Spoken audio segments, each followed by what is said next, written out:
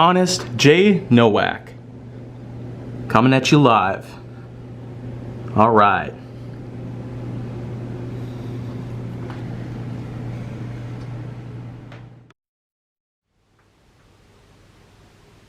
A pleasure to meet y'all at last, and welcome back to the third and final part of this mini marathon that I got going on for today here on Saturday, December 4th.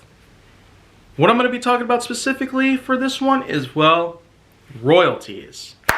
So without further ado, let's just get on into it. So there's a lot of things relating to royalties that I can thankfully talk about here. So I'll just get started by telling you exactly what royalties are.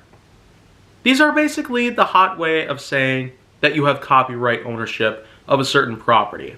And there's lots of ways that people have been able to make do with this sort of process.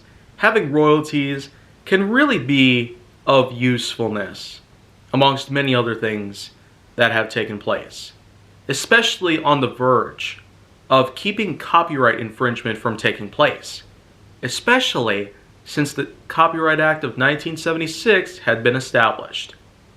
But it's good to know the facts that are always going to be around until the end of time when it does come to royalties in terms of how they operate today. There's been so many cases out there relating to legal histories that have in fact violated most royalties, or even just straight up taken royalties away from others. And there's many reasons why. From the fact that, well, some royalties had to be back owed, and there have been many other cases that have relied upon royalties to be quite of significance, especially when keeping track of some franchises out there.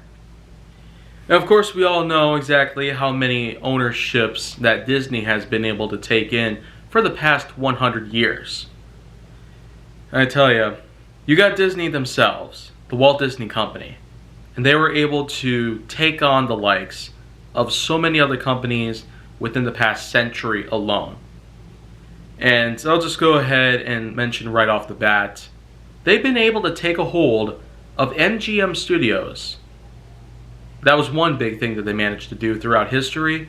They also managed to acquire Marvel Studios, Blue Sky Studios, which, as you know, has since gone defunct.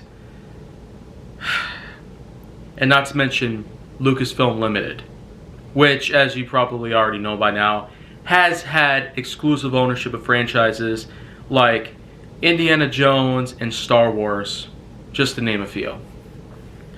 But then, of course, there's famous cases of all sorts relating to royalties in terms of legal status, such as when Commodore Electronics, throughout the late 80s and early 90s, not very long before they actually went defunct, that same exact decade, they basically had to owe at least $10 million in back owed patent royalties.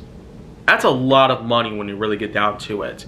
And there's been so many troubles that those guys over there at Commodore had suffered from. I mean, it's no wonder why the company went defunct. They've had a lot of issues in terms of paying up their debt, and so much more. I mean, the list on this whole entire legal standpoint relating to royalties, there's stories that could go on and on and on and on and on without any signs of stopping. So I feel like that right now it's safe to say I could probably just end it right here, which I'll do that now. So that's it for today. Tomorrow will be Sunday, December 5th. So if you want to see more go down on my channel, then make sure that you like, subscribe, comment, follow me on social media, and stay on the Hollywood side.